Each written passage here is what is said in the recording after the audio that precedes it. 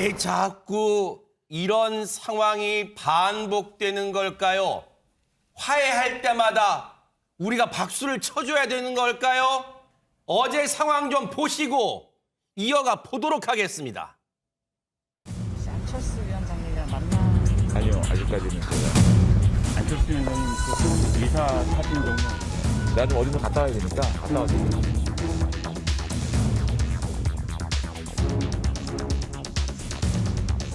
제가 대했을 때 느낌이나 이런 거에 비추어 보면 저하고 얘기를 할 때는 그렇게 안 하시고 저는 좀 이해가 안 되는 측면이 있습니다.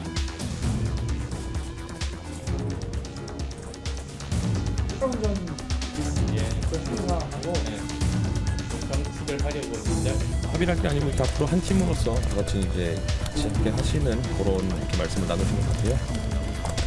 분위기가 좀 화기애애했다고 전해졌는데 뭐 그러셨던 것 같아요. 그래서 제가 내일 첫 일정이 출근하시는 거죠. 출근하시고 예, 일단 통상적으로 항상 이제 출근하셔서 챙기시는 것처럼 원래 뭐 화면만 봐도요. 날이 환하게 밝았을 때부터 어두컴컴할 때까지 숨가쁘게 이루어졌습니다. 대체 무슨 일이 있었던 거예요, 허주연 변호사님? 참 정치는 생물이기 때문에 예측 불허라는 말이 있지만 그런 정치의 속성을 감안하더라도 하루 사이에 분위기가 정말 확 달라졌어요. 사실 어제까지만 해도 안철수 위원장 행보가 심상치가 않았습니다. 그제 저녁 도시락 만찬에 모습을 드러내지 않았고요. 어제 일정도 다 취소한 데 이어서 계속해서 침묵으로 일관을 했었거든요. 이런 심상치 않은 행보의 배경이 윤석열 당선인의 초기 내각 인사에 안철수계 인사가 완전히 배제된 데 대한 어떤 불만을 드러내는 게 아니냐 이런 예상들이 나왔었어요.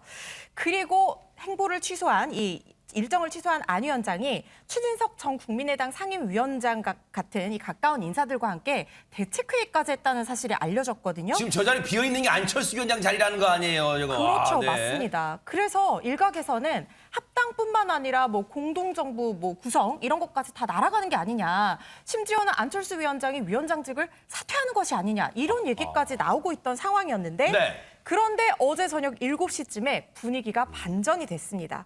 윤석열 대통령 단선인과 안철수 위원장이 서울 강남 모처 음식점에서 긴급 회동을 가진 건데요. 윤 당선인과 안 위원장이요. 소주를 곁들여서 한 2시간 정도 굉장히 화기애애한 분위기에서 대화를 했다고 합니다. 아하. 이 화기애애했다는 것을 또 짐작할 수 있는 게 허주연 변호사님, 뭐 장제원 비서실장이 기자들한테 뭐 문자 메시지 보냈는데 거기에도 좀 뭔가 유추해 볼 수 있는 대목이 있다면서요. 뭐였습니까? 맞습니다. 두 분과 나 세 사람이 만났다. 같이 강남 모처에서 만났는데 분위기가 너무 좋다라고 문자를 보낸 거예요. 그리고 윤석열 정부 성공을 위해서 완전히 하나가 되기로 했다라는 내용의 문자 메시지를 보낸 겁니다. 야, 저렇게 이제 전격적으로 만찬 회동을 하면서 봉합을 했다는 게 어제 막 저녁에 기사 떴어요. 그러면 이제 관심은 앞서 이제 안철수 위원장의 이제 이 측근도 내일 정상적으로 출근하실 거예요. 그러니까 어제 상황 때 얘기한 거잖아요. 오늘 정말 출근을 웃으면서 했을까요? 오늘 모습 보시고 이어가 보도록 하겠습니다. 공동정부 정신이 훼손될 만한 일이 있었습니다만 다시 국민들께 실망을 끼쳐드리는 일은 없어야 한다는데 인식을 같이 했습니다. 그리고 인수위원장으로서의 업무는 국가와 국민의 미래를 위한 엄중한 일이기 때문에 임기 끝까지 제가 최선을 다해서 우리 국가를 위해서 일을 완수할 생각입니다. 앞으로 국정 전반에 대해서 인사라든지 정책에 대해서 심도 깊게 논의를 하기로 했고 특히 보건의료 그리고 과학기술 또한 중소벤처 그리고 교육 분야에 대해서는 더 제가 전문성을 가지고 더 깊은 조언을 드리고 관여하기로 했습니다.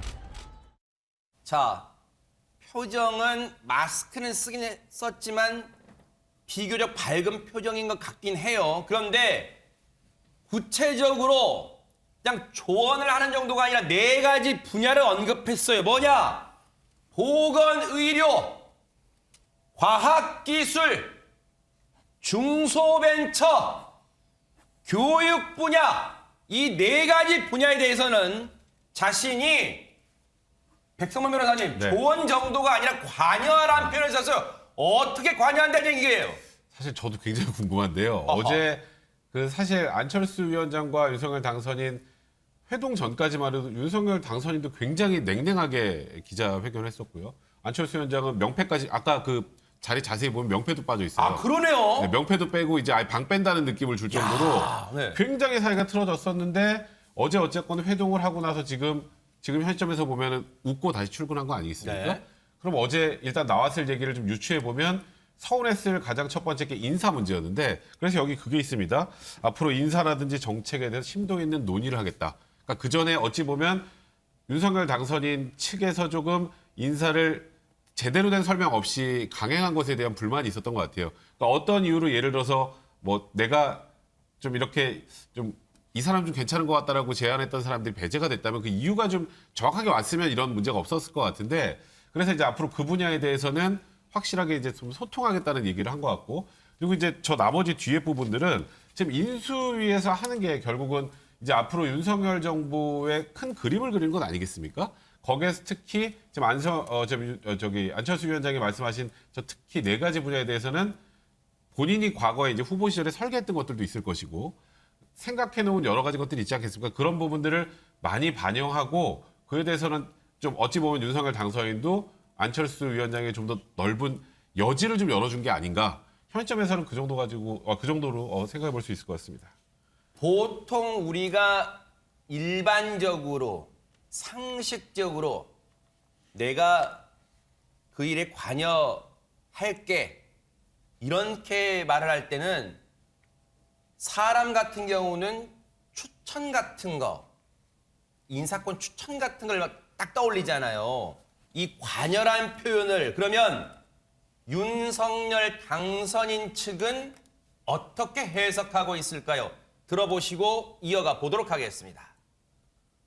아니, 그러니까 중소벤처라든지 또 과학기술 분야라든지 보건복지 분야는 안철수 위원장의 전문성이 계시잖아요. 그러니까 그런 정책의 다양성이라든지 이런 것들을 많이 개진하시고 그러실 거예요.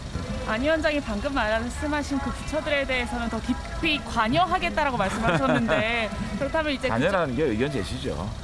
좀 더 추가적인 인선이 있을 수 있을 아니 거라고. 자꾸만 사람이 몇 명 들어가느냐 앞으로는 누구 추천 이렇게 볼 문제가 아니에요. 이제 완전히 합당이 되면 이 정권 창출의 뿌리인 정당이 화학적으로 결합하는 거잖아요.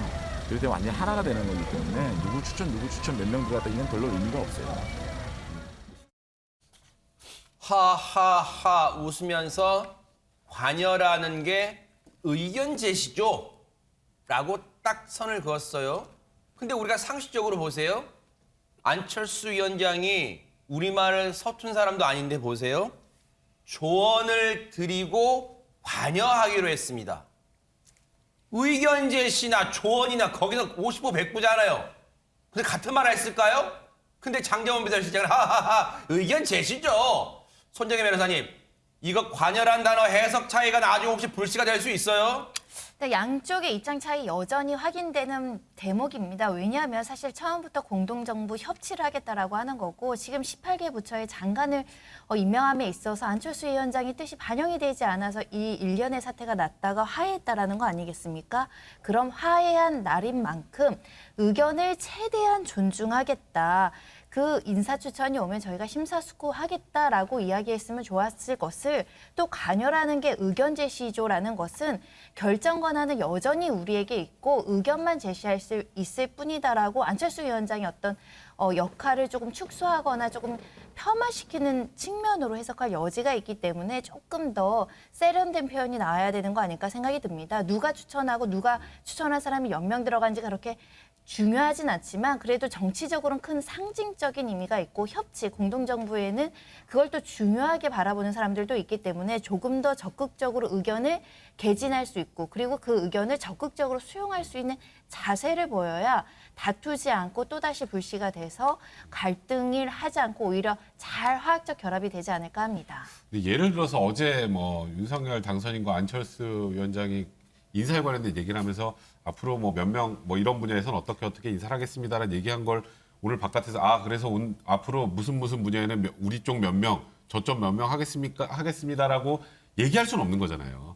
아마 장제원 의원이 얘기한 게 안철수 위원장이 얘기한 걸 폄하하려고 한 건 아니고 내부적으로 어제 얘기는 다 됐겠죠. 대외적으로 근데 이게 예를 들어서 안철수계 몇 명, 이쪽계 몇 명 이렇게 나오면 또 국민들 입장에서 또 자리 나눠 갖게 한다고 또 뭐라고 하기 때문에 이 장제원 지금 비서실장이 한 얘기 자체가 마치 안철수 위원장이 한 얘기를 좀 뭐 폄하한다거나 이런 취지로 해석하는 건 지금 시점에서는 그렇게 바람직한 것 같지는 않습니다.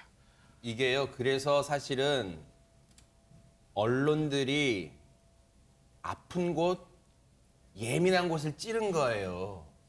그냥 봉합됐다고 언론들이 그냥 넘어가지는 않아요. 계속해서 묻고 송곳질문을 하니까 이렇게 해석의 여지가 있을 만한 그런 지금 대목이 나오는 거예요. 그런데 사실 어제 상황을 보면서 여러분 기시감, 뭐 데자뷰 그런 게 느껴질 거예요. 왜?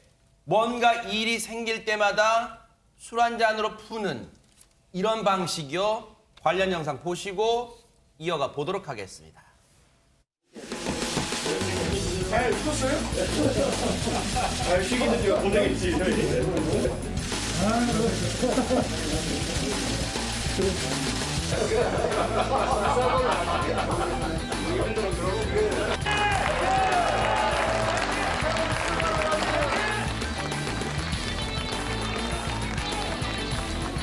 택시 운전 다니시는 사람 없어. 후보님을 손님으로 모셔도 되겠습니까?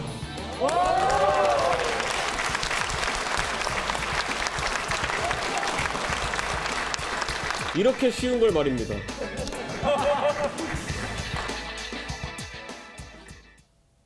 이게요. 지금 저 모습 보시는 분들은 물론 윤석열 당선인 더 나아가 국민의힘을 지지하시는 분들은 저 장면 보실 때마다 뭐 흐뭇해했을 수도 있어요. 그런데 당시의 중도층이나 이런 진영에서는 불안했어요. 그런데 지금 대선이 끝나고도 비슷한 상황이 또 재현됐습니다. 이번에. 예, 그런데 갈등을 봉합하는 건 좋죠. 하지만 왜 갈등이 이런 상황까지 가게 됐느냐에 대해서는 국민들이 좀 문제의식을 가질 수 있는 거죠. 세 가지입니다. 첫 번째로는 소통이 왜 이렇게 안 돼? 라는 거죠. 두 번째로는 공동정부 하기로 한 약속 잘 지키고 있는 거야? 라는 생각이 드는 거고요. 세 번째로 제가 좀 거친 표현을 쓸 수밖에 없는데 당선인이 눈치가 없네. 왜냐하면 이제 안철수 위원장이 그 전에도 만찬회동 안 오고 출근도 그 다음날 안 하고 그랬는데 기자회견장에서 보려면 문제가 뭐냐는 식으로 답변을 하잖아요. 그래서 사건이 터진 다음에 이렇게 마무리를 부랴부랴 하는 듯한 모습이 반복되면 좋지 않다라고 보고요.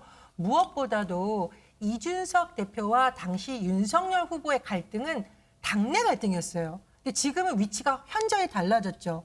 안철수 위원장이 엄중이란 말을 썼는데 한 사람은 곧 대통령이 돼서 국정을 이끌어야 되고 한 사람은 지금 국가 5년의 큰 그림을 그릴 인수위원장입니다. 그래서 아무리 갈등이 봉합됐다 하더라도 당내 갈등과 지금 보여지는 갈등의 무게는 다를 수밖에 없다. 그래서 앞으로는 이런 모습이 좀 덜 나왔으면 하는 바람입니다. 네. 언론에서는 안철수 위원장이 어제 윤석열 당선인과 만찬 회동으로 갈등 풀기까지의 하루 행적을 그렇게 표현하더라고요. 하루 잠행, 또 어떤 언론에서는 하루 파업 이렇게 표현했습니다. 그런데 어쨌든 파업이든 잠행이든 일단 하루 만에 끝이 났어요. 그런데 오늘 앞서 출근했죠. 인수위 간사단 회의가 예정이 되어 있었는데 여기에 윤석열 당선인이 깜짝 방문을 했습니다. 영상 만나보시고 이어가 보도록 하겠습니다.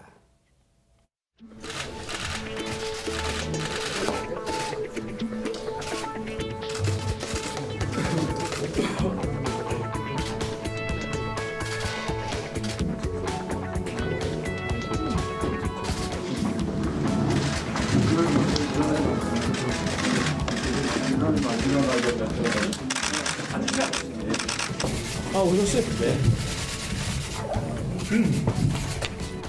굉장히 어렵다고 보여집니다. 경제의 체질 개선. 백성문 변호사님, 네. 듣기로는 윤석열 당선인이 예고에 없던 깜짝 방문이었다는데 왜 그랬을까요? 우리 화해했어요. 아니 그게 다죠 뭐 사실 어찌 보면 이게 어제 그렇게 회동을 하고 나서 진짜 둘 사이에 앙금없이 화해가 이루어진 건지 아니면 마지못해 서로 웃는 척하는 건지 그거는 저희는 알 수가 없잖아요. 그리고 국민들 입장에서 보면 의심의 눈초리를 거두기가 어렵죠. 그 한순간만 가지고 어제 오전에 명패 뺀 사람이 다시 나타났는데 안철수 위원장이. 근데 그러니까 실제로 우리는 완전히 화해했고 그리고 대통령 당선인으로서 인수위원장에게 힘을 실어준 모양새를 확실하게 한번 보여줘야겠다. 난 정말 안철수 인수위원장을 신뢰한다. 또 안철수 인수위원장과 나와의 사이는 아무 문제가 없다. 지금 우리가 벌써 이 투샷을 보고도 그런 생각을 충분히 할 수 있지 않습니까? 그러니까 말씀하셨던 것처럼 예정에 없이 저렇게 깜짝으로 저곳에 나타나서 안철수 위원장과 함께하는 모습을 좀 보여주신 것 같습니다. 대박이네요. 노래 제목 같습니다. 우리 화해했어요. 네. 그런데 오늘 이 자리에서 두 사람은요. 언제 으르렁 거렸냐는 듯 서로에 대해서 칭찬을 아끼지 않았습니다. 관련 얘기 들어보시고 이어가 보도록 하겠습니다. 안철수 위원장님을 비롯해서 우리 인수위원님들의 밤낮 없이 고생하시는 이 노고에 깊이 감사드립니다. 저도 틈틈이 분과별로 업무 보고를 받고 있습니다마는 각 분과에서 현장 간담회와 국정과제 선별 업무로 정말 애쓰시고 또 내용도 아주 충실하고 제 마음에도 흡족합니다. 지금까지 간사단 회의가 일주일에 6번 회의를 하고 있습니다. 그중에 2번은 당선인께서 직접 주재하십니다. 아마 역대 그 인수위원회 중에서 당선인께서 이렇게 많이 참석해 주신 그런 인수회는 지금까지 역사상 없었다고 알고 있습니다. 이렇게 많은 관심을 보여주시는 것 자체가 국가와 국민의 미래에 대한 책임감에서 나오는 그런 일이라고 생각합니다.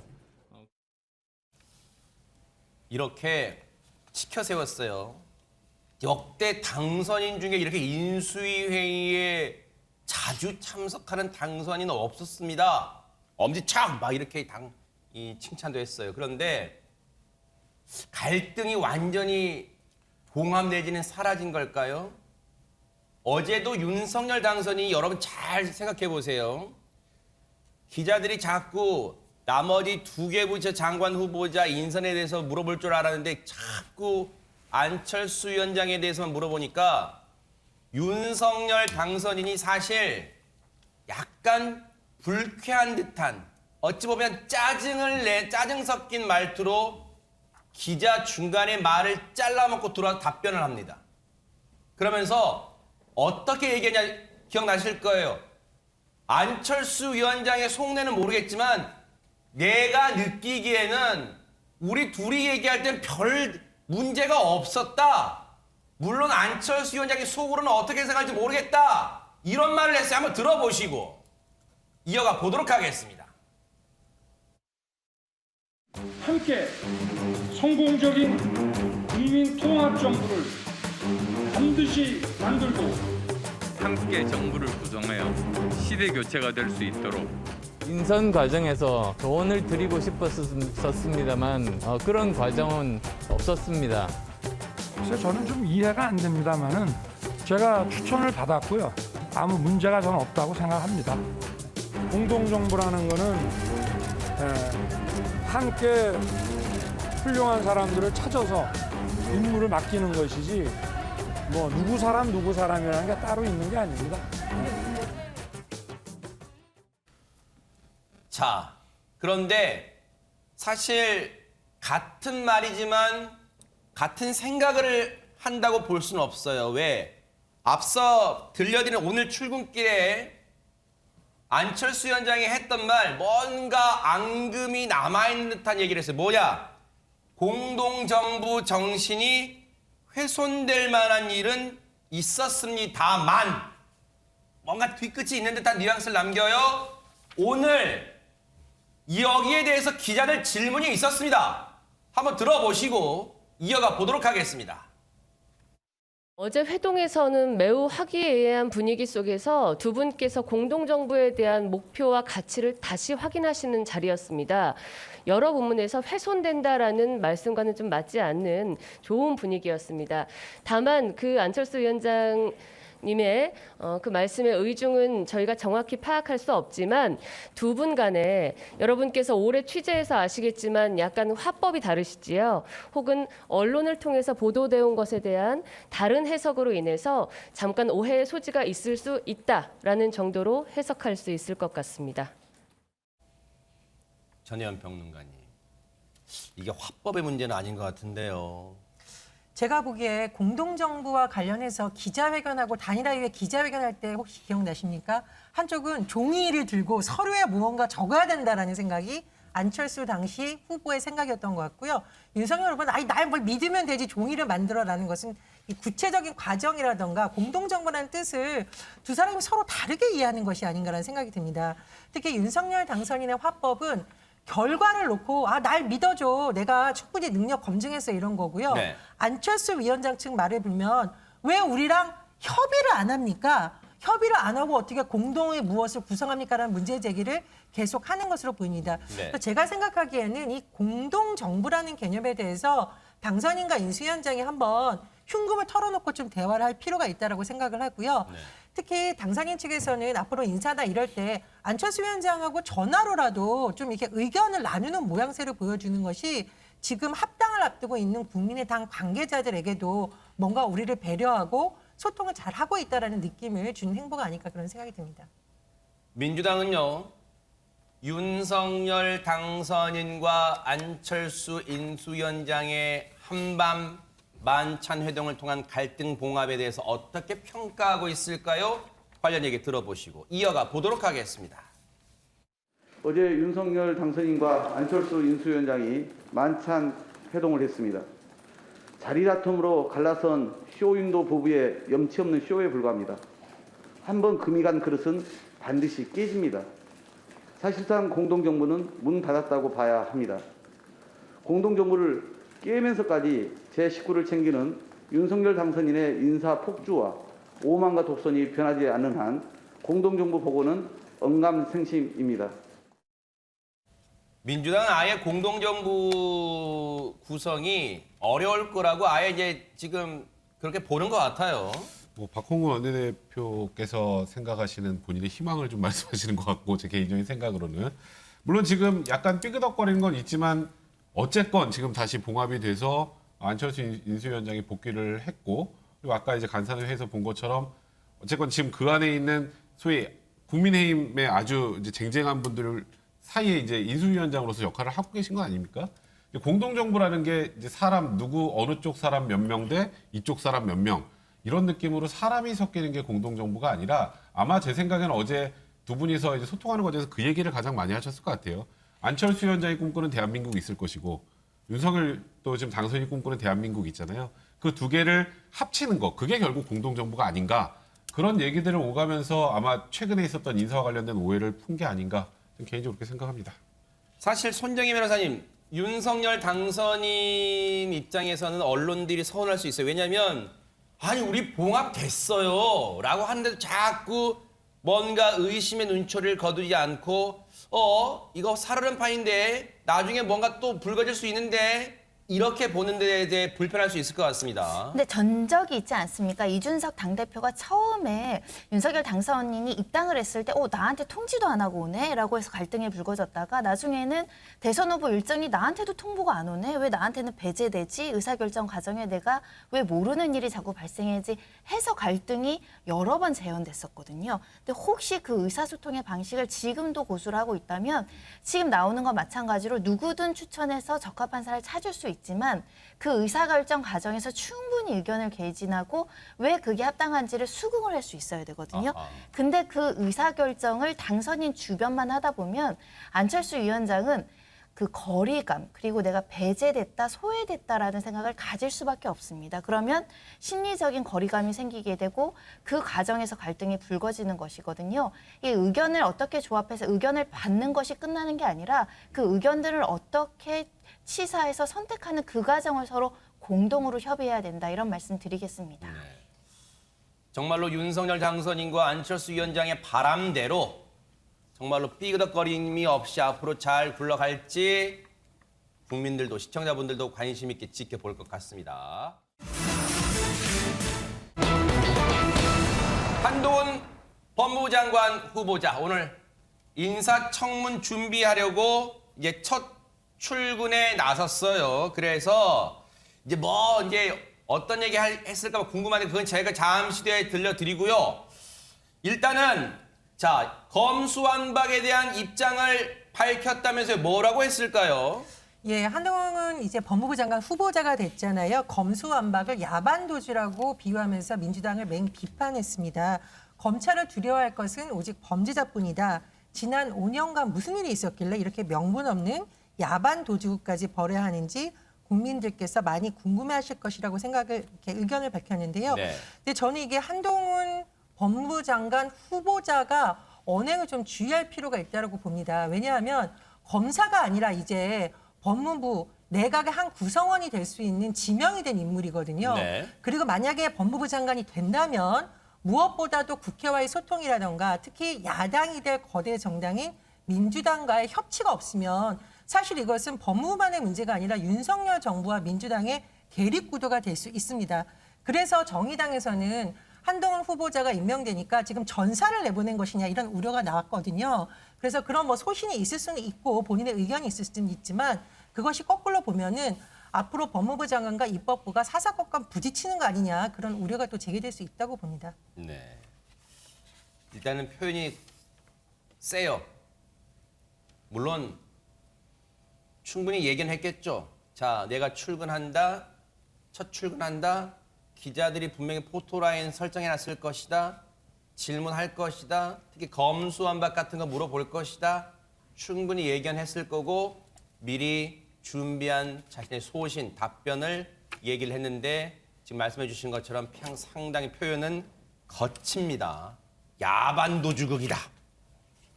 지난 5년간 무슨 일이 있었길래 이렇게 명분 없는 야반도주극을 벌여야 하는지 국민이 궁금해하실 거다. 이렇게 일갈하기도 했습니다. 자, 그런데 차근차근 짚어볼게요. 법무부 장관 후보자에 이제 지명된 것을 놓고 여러 가지 이른바 비하인드 스토리, 알려지지 않은 얘기들도 막 전해지고 있는데 대체 윤석열 당선인은 언제, 어느 시점에 한동훈 후보자를 법무부 장관에 낙점을 했을까요? 손정혜 변호사님 궁금합니다. 일단은 구체적으로 알려지지 않은 것이 최측근들조차 한동훈 검사장을 임명하겠다라는 거 모르는 사람들이 있었다는 겁니다. 아마 이제 최측근들 일부만 알고 있지 않았을까 생각이 드는데요. 심지어 권성동 국민의힘 원내대표는 발표 당일 아침에야 알았다라는 겁니다.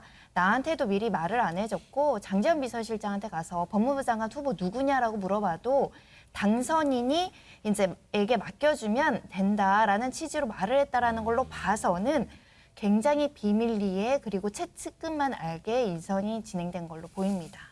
윤핵관으로 표현되는 일컬어지는 2명도 모를 정도다. 아니 그렇다면 누군가한테는 평소에 심중에 있는 속내를 좀 털어놨을 거 아니에요. 한동훈 후보자를 법무부 장관 시키고 싶다고 허준 변호사님.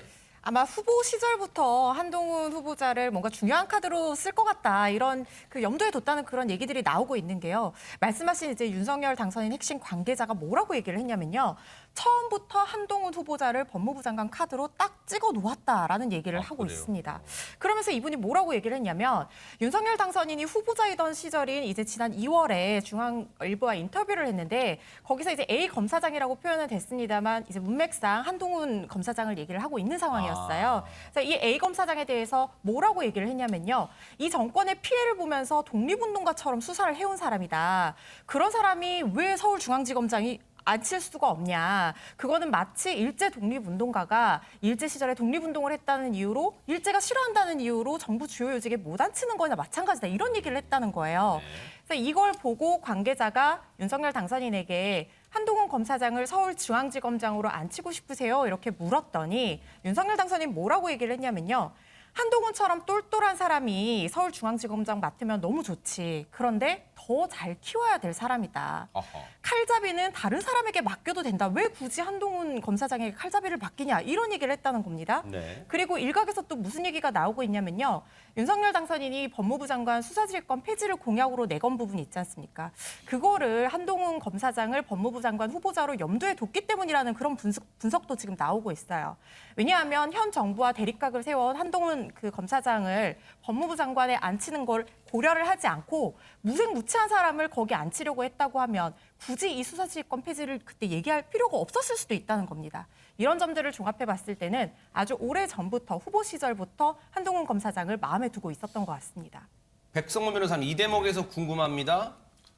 우리가 흔히 언론 통해서 알고 있는 윤핵관들, 권성동 원내대표나 장제원 비서실장도 갈피를 잡지 못했을 정도로 한동훈 검사장을 법무부 장관으로 마음속에 콕 집었던 거. 그러면 대체 평소에 누구와 이 문제를 의논하고 상의했을까요? 일단 의논과 상의보다는 본인 마음속에 있었던 것 같습니다.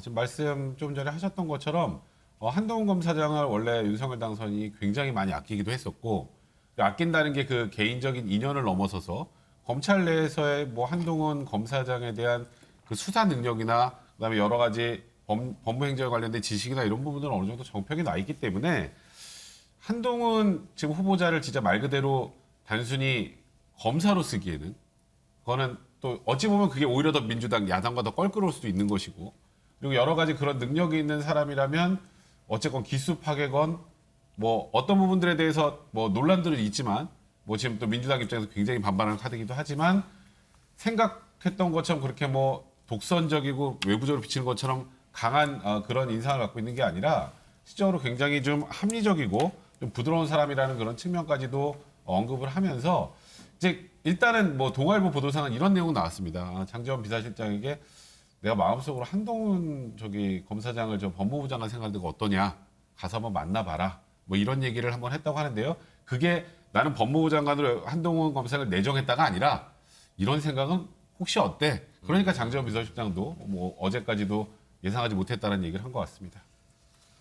한동훈 후보자가 오늘 서울고등검찰청에 마련된 사무실에 인사청문회 준비하라고 첫 출근했어요.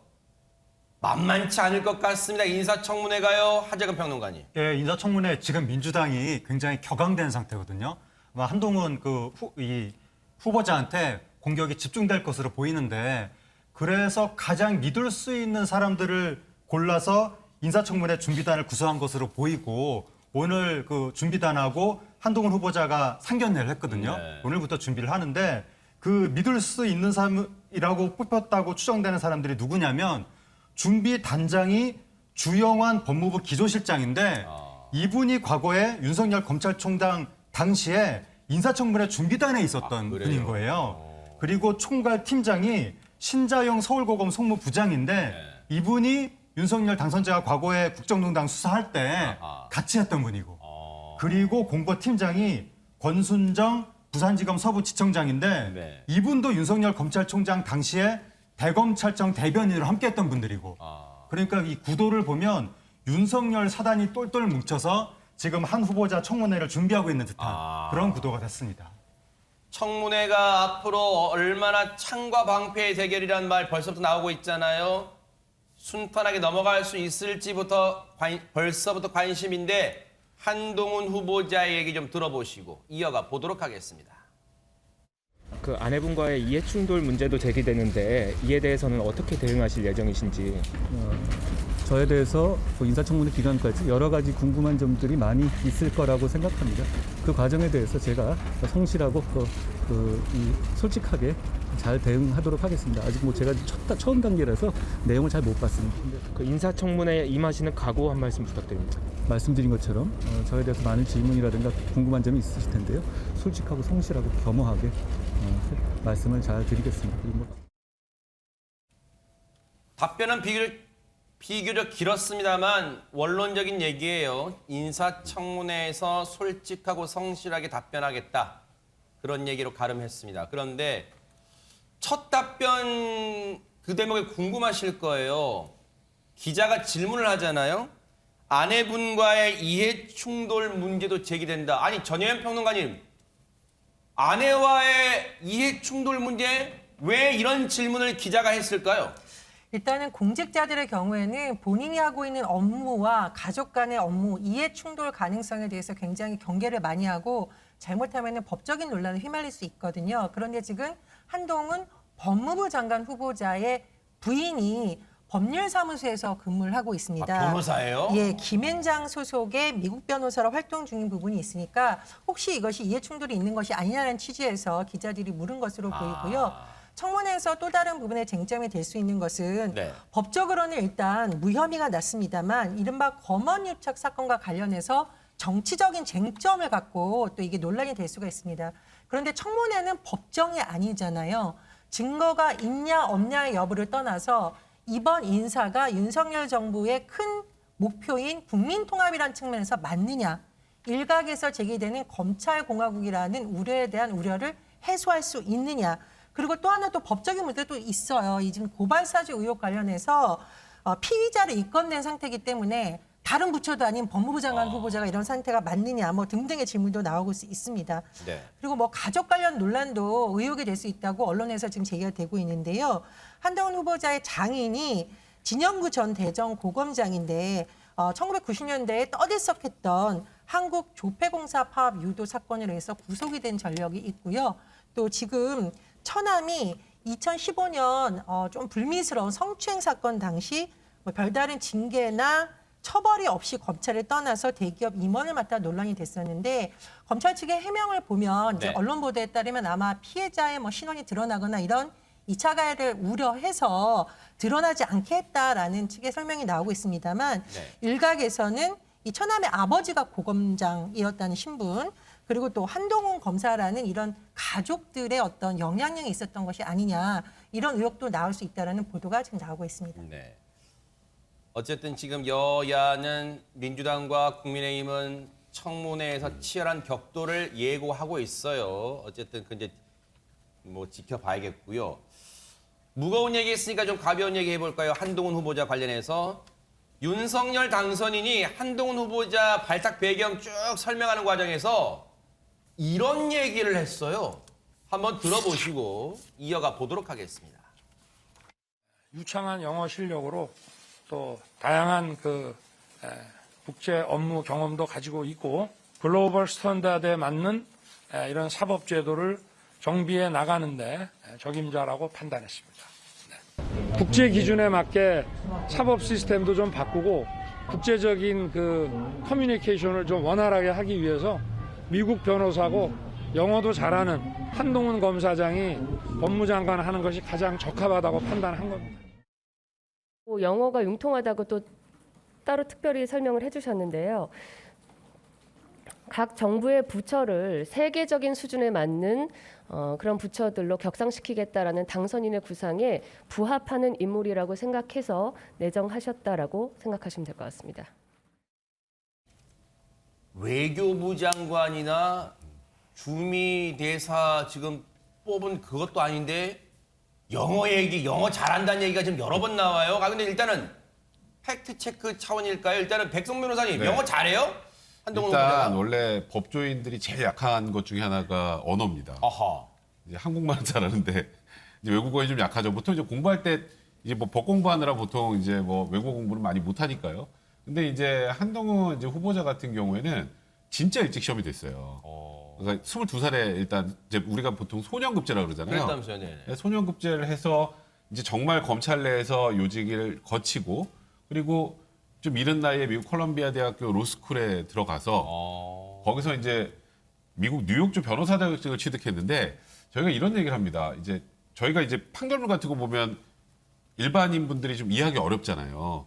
그러니까 변호사가 아니면 그러니까 한국말을 가장 잘하는 사람들이 이해할 수 있는 정도의 수준이 법률에 관련된 거라고 우스갯소리로 누가 그런 얘기를 하던데 저곳에서 일단 변호사 자격증을 딸 정도라면 영어가 능통할 수밖에 없지 않을까 그렇게 생각이 듭니다. 그런데 하재근 평론가님, 시청자분들이 이런 생각하실 것 같아요. 법무부 장관이 영어 쓸 일이 많나? 뭐 그런 생각도 하실 것 같아요. 저부터도 조금 궁금한 부분이고 네. 외교 통상 계통이 아닌데 우리나라 법무부 장관인데 왜 영어가 중요한 덕목으로 제시가 됐을까? 많은 사람이 갸웃갸웃하다 보니까 기자들도 계속 질문을 하게 되는 거죠. 그러다 보니까 거기에 대한 설명도 계속 나오고 있는데 네. 배현진 대통령 당선인 대변인이 또 설명을 했습니다.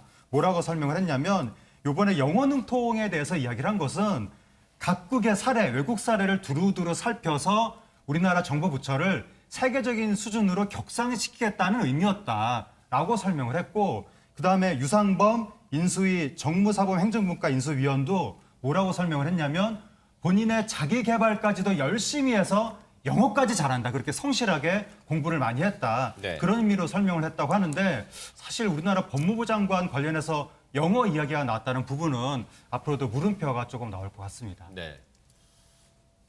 뭐 영어 못하는 것보단 잘하는 게 낫겠죠. 네, 그리고 이 법무부 장관이라고 꼭 법 관련만 아니라 뭐 윤석열 당선인의 얘기처럼 글로벌 스탠다드에 맞게 이 국제적 기준에 맞게 법무부를 또 한층 업그레이드 시키는데 영어가 또 필요하다면 또 영어를 무기로 장착하는 것도 좋을 수 있을 것 같습니다.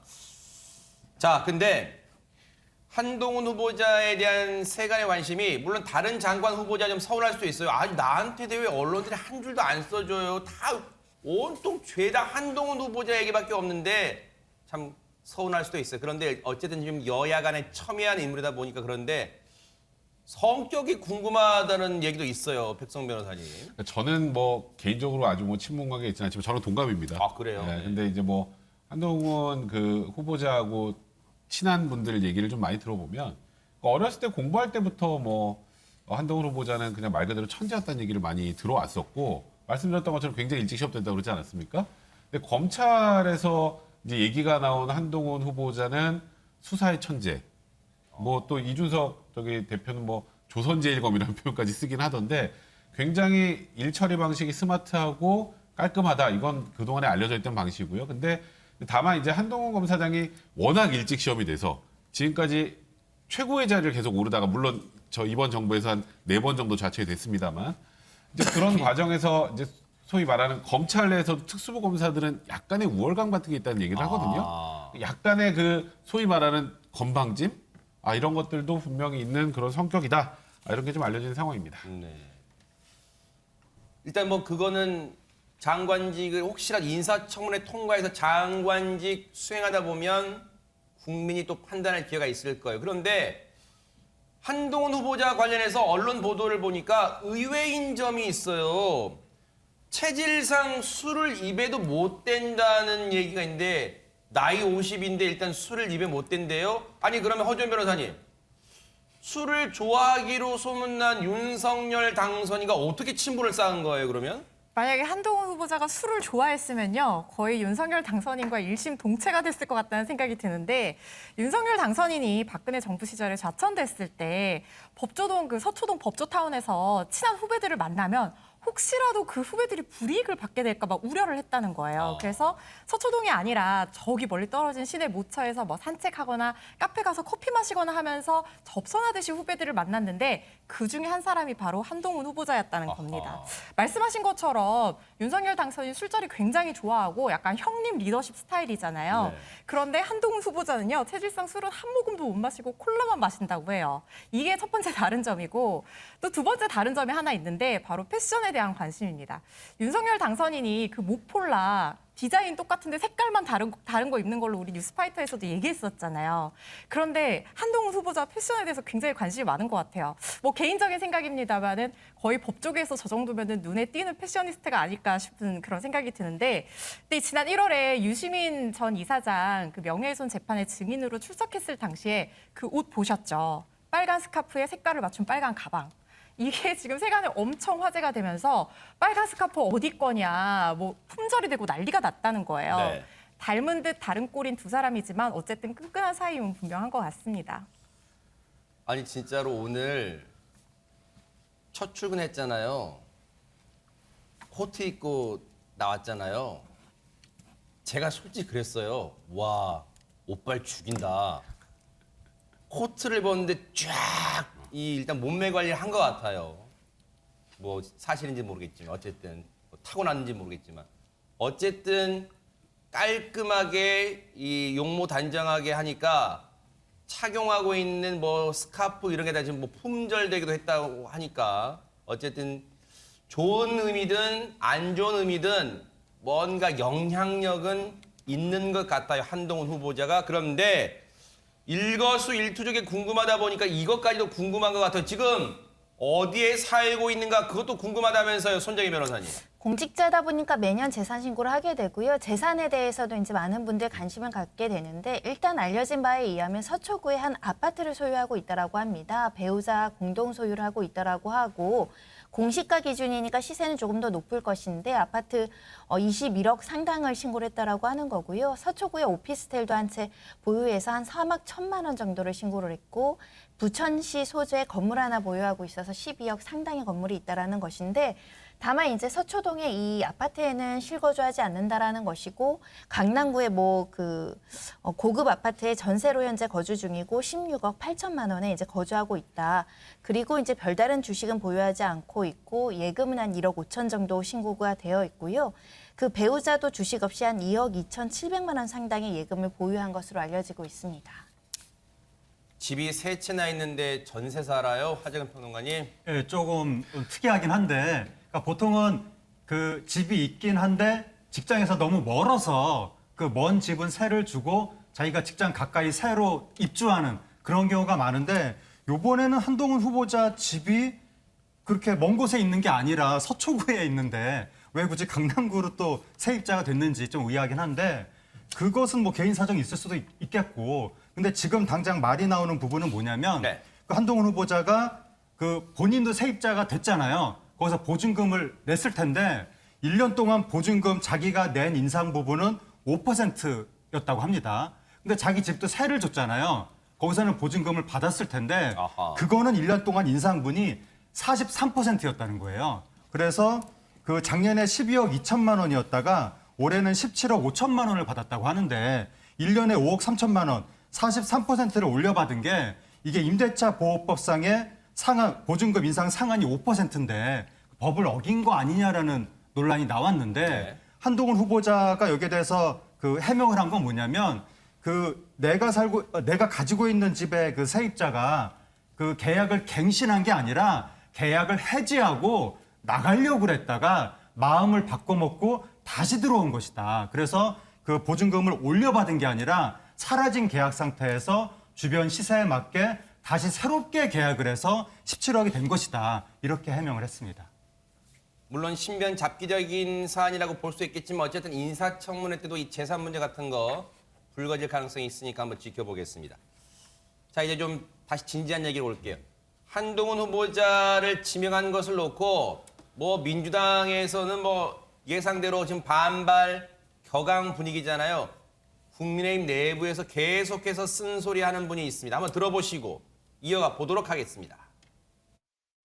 청문회가 통과 안 되는 사람을 그냥 임명한다. 우리가 지난날에 조국, 추미애, 박범계를 장관을 임명할 때 비난했던 것. 왜 청문회 통과도 안 됐는데 왜 임명했냐 하고 얼마나 비난했습니까? 그렇게 하면 왜 정권 교체를 하려고 이 난리를 쳤냐고요. 그냥 똑같이 하려면. 그러면 이게 통합정치다, 뭐 협치다, 공동정부다 했던 거 다 한 방에 날아가 버리는 거지. 한동훈 한 방에 그러니까요. 날아가 버리는 거지. 사람이 좋고 나쁘고 뭐 능력이 있고 그건 따지는 문제가 아니고 정치 현장에서 어려운 조건이지. 이재호 고문이 많이 격앙되셨네요. 숨도 안 쉬고 지금 비판을 하고 계시는데 지금 문재인 정부 때 조국 전 장관 사례랑 비슷하다. 그럼 똑같이 할 건 뭐하러 정권 교체했냐 지금 이렇게 비판하고 있습니다.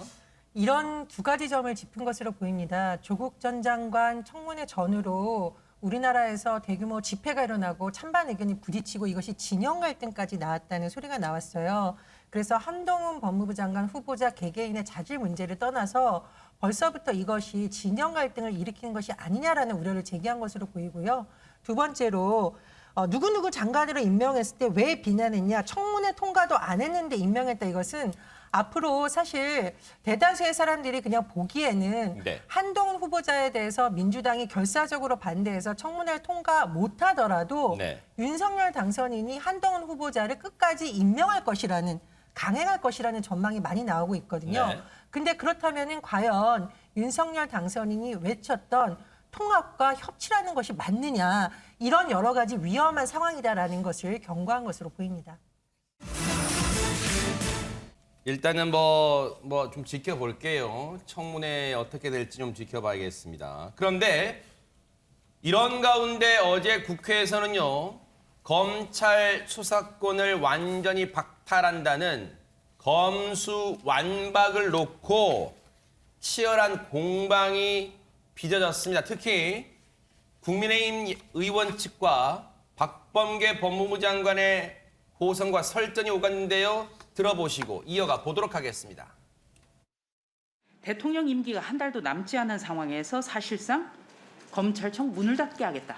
검찰의 수사권을 모두 빼앗겠다. 이렇게 합니다. 문재명 비리 덮기라고 해도 과언이 아니다. 저는 이렇게 생각을 합니다. 그럼 거꾸로 한번 제가 여쭤볼까요?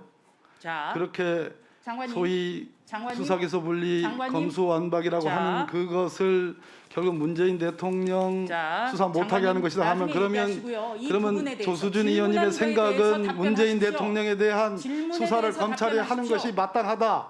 자, 그렇게 생각하시는 겁니까 지금? 그러니까 검수완박 부패 완판이란 얘기예요. 이것은 검수완박 부패 완판. 이 부분 굉장히 중요하게 생각하셔야 됩니다. 검찰의 중대 범죄를 검찰이 수사도 못하게 하겠다. 그럼 조수진 의원님 세상에 검찰이 이것이 지금 문재인 대통령을 문명국가입니까? 수사하는 것이 이게 마땅하다라는 문명국가입니까? 그러한 질문이십니까? 아, 수사할 게 있습니까? 수사해야 됩니까? 질문을 그런 취지로 하시는 거 아니겠습니까? 자, 장관님. 검수완박 얘기하다 보니까 지금 문재인 대통령에 대한 수사 얘기까지 지금 나오게 됐습니다. 허주연 변호사님. 맞습니다. 지금 박범계 장관이 버럭하면서 굉장히 감정 섞인 공방까지 오가는 모습이었는데요. 일단 국민의힘 의원 측에서는 대장동 개발 의혹 사건을 비롯해 현 정부와 이재명 경기지사 관련한 수사를 못하게 대물질하는 것이다. 이렇게 공세를 폈어요. 조수진 의원이 뭐라고 얘기를 하냐면 문재명, 그러니까 이른바 문재인 플러스 이재명 비리 덮기라도 해도 과언이 아닌 상황이 아니냐 이렇게 얘기를 했더니 박범계 장관이 뭐라고 얘기를 했냐면 문재인 대통령에 대한 수사를 검찰이 하는 것이 마땅하다 그렇게 생각하는 거냐라고 호성으로 맞받아쳤습니다. 그러면서 지금 그렇다면은 문재인 대통령에 대한 수사에 어떤 여지가 있다는 것이냐 이걸 묻는다는 얘기죠. 그랬더니 조수진 의원이 수사할 게 있습니까? 수사해야 됩니까? 라고 다시 되받아치니까 질문을 그런 취지로 한 게 아니냐라면서 감정 섞인 공방을 펼치고 있는 바로 그 장면인 겁니다. 근데 백성문 변호사님. 네. 조수진 의원과 박범계 장관의 이제 주고받는 말 설전을 보면 시쳇말로 주파수가 약간 안 맞는 듯한 그런 느낌이에요. 서로 약간 다른 말, 자기가 하고 싶은 말만 하는 것 같은데. 네. 그러니까 일단은 뭐 조수진 의원이 저 얘기를 하는 건 지금 이 소위 말하는 검수완박이라는 법안이 그러니까 검찰 개혁의 일환이라고 얘기를 하는데 일단 대부분의 국민들이 좀 와닿진 않아요. 그리고 검수완박을 하게 돼서 생기는 수사권의 공백 이런 것들을 어떻게 해결해야 될지 이런 것도 딱히 보이진 않습니다. 그러면 결국 이유가 뭘까? 이거는 현 정부 혹은 이재명 지금 상임고문 그 후보 시절에 계속 논란이 됐던 여러 가지 이슈들 이런 이슈들 수사 못하게 하려고 좀 엉뚱하게 검찰 수사권 박탈하려고 하는 것 아니냐 이런 취지의 이제 얘기를 하는 거고 네. 박범계 지금 장관은 아니 그러면 검찰이 지금 문재인 대통령 수사하는 게 타당하냐? 그러니까 좀 약간 논의가 달라요, 결이. 그러니까 지금 이제 박범계 장관 입장에서는 이번에 예를 들어서 한동훈 후보자의 지금 뭐 법무부 장관 후보자 지명이나 이런 과정들을 보면 칼날이 지금 현 정부에 관련해서 겨눠지는 것 같은 느낌을 굉장히 많이 받는 것 같아요.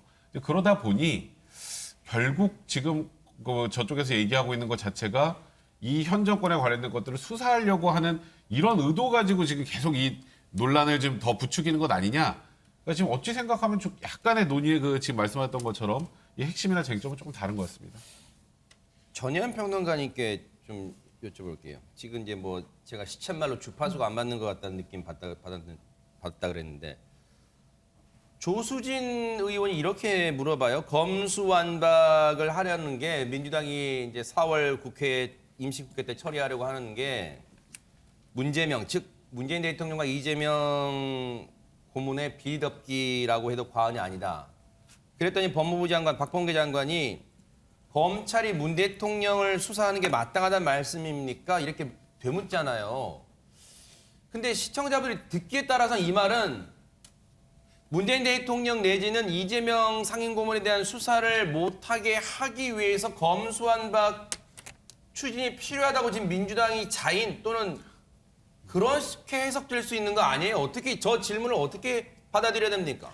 근데 현직 대통령에 대해서 예를 들어서 물론 축약어이긴 합니다만 문재인 비리덮기 이 정도 발언을 국회 법사위원회에 있는 의원이 하려면 비리가 도대체 무엇인지에 대한 정확한 근거를 갖고 말을 해야 되는 거 아닐까요? 물론 자유로운 의정 활동과 그런 것에 의해서 국회의원이 면책특권이 있습니다. 그러나 그럼에도 불구하고 법무부 장관을 출석시켜서 질의를 하는 과정에서 문재인 비리덮기가 마치 사실인 것처럼 전제로 질문을 한다면 장관 입장에서는 또 이런 반론을 제기할 수 있고 듣는 사람들 입장에서는 정말 뭔가가 있는 거야라는 오해의 소지가 다분히 있다라는 거죠. 일부 현 정부에서 일어난 사건은 기소 단계이거나 1심이 났거나 이랬기 때문에 저는 언급할 수 있다라고 생각을 합니다. 그러나 아직 뭔가 드러난 것도 아니고 그냥 단지 추정상으로 해서 이렇게 문재인 대통령의 이름을 언급하는 것은 좀 제가 보기에는 좀 과한 측면이 있다라고 생각을 하고요. 참고로 뭐 조수진 의원님이 적극적으로 법사에 임하는 모습에 대해서 많은 또 보수당의 지지자분들이 지지를 하는 것을 알고 있습니다만은 너무 과격한 용어로 하는 것이 좀 저는 문제가 있다라고 봅니다. 예전에도 제가 방송에서도 말하기 좀 민망한 용어를 이렇게 동물들한테 쓰는 용어와 문재인 대통령 지지자들의 그것을 합성해서 쓴 것 때문에 굉장히 논란이 된 바 있어요. 그래서 법사위원답게 좀 품위 있는 언어로 질의를 하시고 또 근거가 없이 오해만 일으키거나 정치적 프레임이라고 비난받을 소지의 언어는 좀 자제해 주셨으면 하는 바람이 있습니다. 지방선거 얘기 좀 해볼게요. 민주당이 서울시장 후보를 전략 공천하기로 방침을 정하면서 지금 느닷없이 이낙연 전 대표에 대한 이 추대론이 급부상하고 있습니다. 관련해서요, 얘기를 좀 들어보시고 이어가 보도록 하겠습니다. 이낙연 차출론이 나옵니다. 가장 구체적으로 나오고 있습니다. 예. 거론이 되는 건 사실인가요? 예, 뭐 거론이 되는 모양이 돼요. 아, 사실이에요. 네. 그러면 나오실까요? 그분이 나오라고 한다고? 근데 그 이제 뭐 많은 서울 지역 가령 뭐 의원들이나 또는 뭐 여러 정파를 초월해서 이렇게 추대를 한다고 그러면은 또 조금 상황은 달라질 수도 있겠죠. 예. 서울 지역 의원들 중심으로 해갖고 당 전체적으로 추대를 하면 이낙연 대표 나올 가능성이 있다고 보시는 거고. 뭐 아니 또 응해야죠. 그렇다 그러면 본인이 해야 된다. 응할 의무가 있다고 봐요. 저는. 예.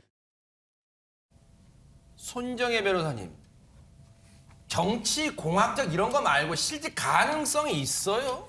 가능성은 있지만 굉장히 어렵고 모든 상황이 만들어져야지 결심할 수 있는 문제라고 보입니다. 지금 서울 지역 관련해서는 전략 공천한다는 이야기가 나오고 있는데 문제는 오세훈 시장을 이길 만한 마땅한 대항마를 빨리 찾아야 되는 시점인데 네. 이낙연 전 대표 같은 경우는 대선 경선 과정에서 이제 패배하고 나서 외국으로 간다라고 하지 않았습니까?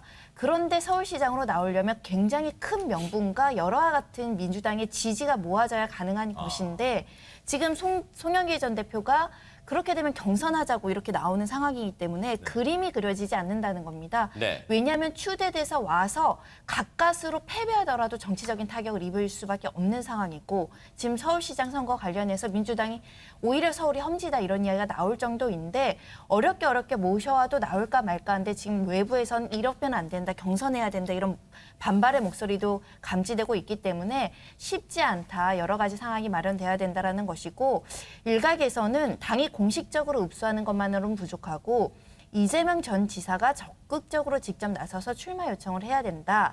그리고 지지자들의 분열을 진정시켜야 된다. 그래야 올 수 있다라는 의견도 나오고 있는 상황입니다. 하재근 평론가님께 좀 여쭤볼게요.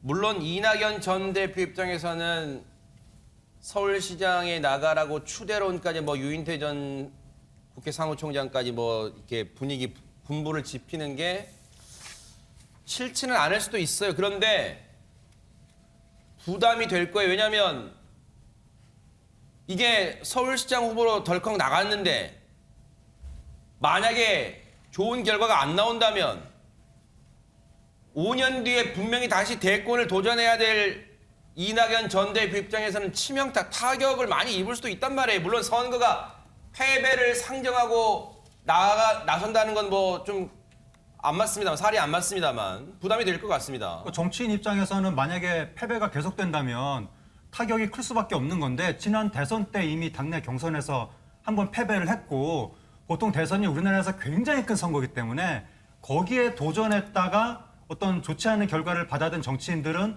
보통은 약간의 뭐 자맹이라든가 뭐 외유라든가 이런 과정을 거치게 마련인데 네. 그러지 않고 바로 또다시 또 다른 선거에 도전해서 만약에 거기에서 또 패배한다면 상당한 타격이 있을 수밖에 없는데 그런데 서울시가 민주당이 상당히 오랜 기간 시장을 하다가 바뀐 지가 얼마 안 됐잖아요. 그러다 보니까 이번 새로운 선거에서도 조금 시민들의 반응이 민주당이 아닌 다른 당을 선택할 가능성도 있고 또 정권이 바뀐 지가 얼마 안 됐기 때문에 뭐 힘을 실어줄 가능성도 있는데 물론 견제할 가능성도 있지만 다양한 가능성이 열려 있는데 이낙연 전 대표 입장에서는 상당한 리스크가 있다 보니까 섣불리 이번 서울시장에 나간다 이런 결정을 하기가 쉽지는 않아 보입니다.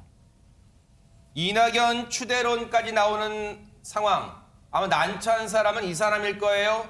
얘기 들어보시고 이어가 보도록 하겠습니다.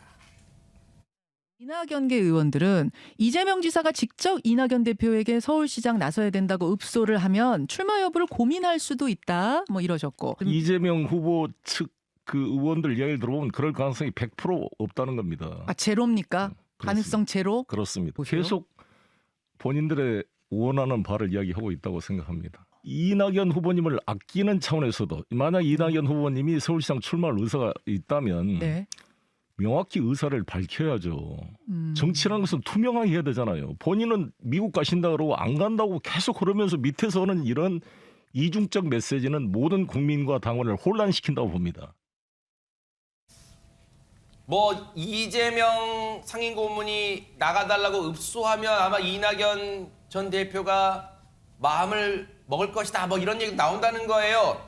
송영길 전 대표 정말 기분 안 좋을 수밖에 없잖아요. 마저 들어보시고 이어가 보도록 하겠습니다. 제가 명색이 전직 대표고 5선 국회의원이 당을 위해서 국회의원직도 포기하고 나오겠다는데 이걸 경선 기회도 안 주고 배제시키면 이 당이 어떻게 에너지가 나오겠습니까? 송영길은 정치적으로 사망이라는 소리입니까? 있을 수가 없는 일 아니겠습니까? 이게 국민들이 납득이 될까요, 나는? 이해할 수 없는 이런 행위를 지금 당 지도부가 하고 있는데 저는 다시 한번 강력하게 촉구하고 있고요. 이것은 백성문 변호사님, 시청자분들 그런 생각 느낌 받을까요? 야, 요거 내가 서울시장 후보 되는 것 같았는데 지금 갑자기 돌발 변수 나왔어. 지금 이런 걸까요? 이게 지금 굉장히 묘하게 좀 흘러가는 것 같은데 지금 사실 송영길 대표가 원래 서울시장 제가 나갈래요라고 손든 건 아니거든요. 그 템플스테이 하고 있을 때 김남국 의원하고 정성호 의원이 찾아가서 설득한 거예요. 그죠? 그때 지금 어려운 선거니까 좀 결심을 해달라고 독배 이런 얘기 나왔어요. 그래서 지금 아까 그러는 거 이재명 지금 상임 고문이 이낙연 전 대표에게가 설득할 가능성은 0%라는 게 사실 이재명 상임 고문의 의사가 어느 정도 반영됐다고 볼 수 있는 그런 인물들 아닌가요? 네. 근데 갑자기 지금 당내 분위기 좀 안 좋고 여론이 안 좋으니까 이낙연 지금 뭐 전략 공천 얘기가 나오니까 송영길 대표 입장에서 또 굉장히 황당한 거예요.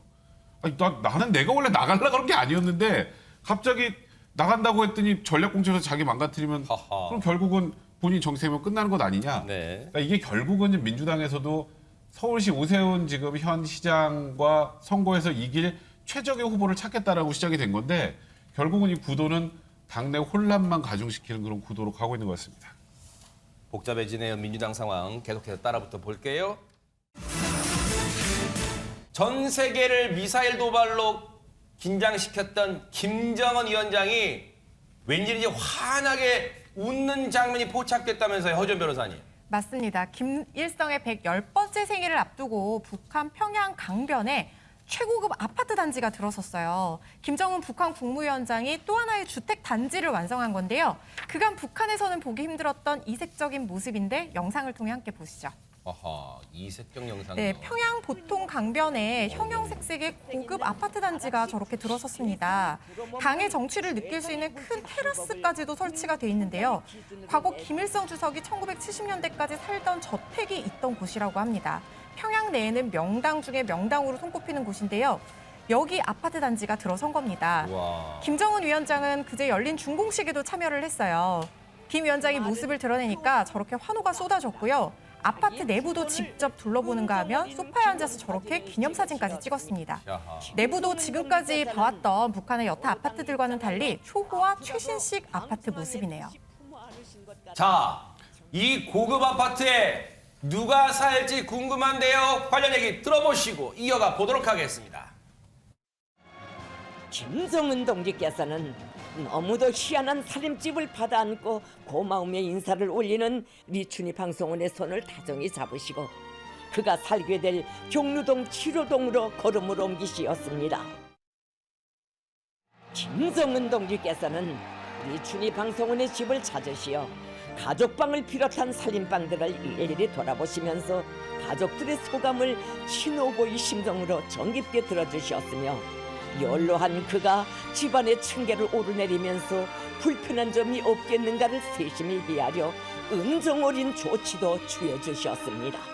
꽃나이 처녀 시절부터 오늘에 이르는 50여 년간 당이 안겨준 혁명의 마이크와 함께 고결한 삶을 수놓아온 리춘희 방송원과 같은 나라의 보배들을 위해서라면 아까울 것이 없다는 것이 우리 당의 진정이라고 말씀하시면서 그의 공로를 높이 평가해 주셨습니다. 장관님, 살다 리춘희가 저 고급 아파트 받았다는 걸 리춘희가 얘기하고 있네요. 지금 네, 대박 그렇게 사건. 이야기를 하고 있는데 리춘희 그 아나운서 북한식 말로 방송원이 우리한테는 약간 그 막말 방송의 아이콘 같은 느낌이 좀 있는데 북한에서는 체제의 상징 같은 느낌이고 43년생인데 71년부터 아나운서 생활을 한 거예요. 지금 51년 경력인데 그동안 김씨 일가의 입이라고 불릴 정도로 중대한 사안이 있을 때마다 북한의 입장을 알리는 그런 이야기를 했었는데 워낙에 고령이다 보니까 은퇴설도 나왔었거든요. 근데 고비마다 저렇게 앞으로 나서고 있습니다. 지난번에 ICBM 영상 공개했을 때도 리춘희 아나운서가 나왔었고 이번에 저런 건물을 공개하는 것 자체가 일종의 북한의 굉장히 중요한 체제 선전의 장인데 그때도 나온 거예요. 저렇게 이춘희 아나운서가 고비고비에 나오는 것은 북한이 지금 굉장히 힘들잖아요. 저렇게 친숙하고 상징적인 인물을 내세우면서 우리 공화국은 지금 잘 돌아가고 있다. 그 큰 위기가 아니라 국민 여러분 뭐 안심하시라 그런 의미도 있고 또 우리한테 충성을 다하면 결국 우리가 이렇게 보답을 한다. 그런 의미도 주면서 저런 식으로 체제 선전을 하고 있는 것 같습니다. 글쎄요.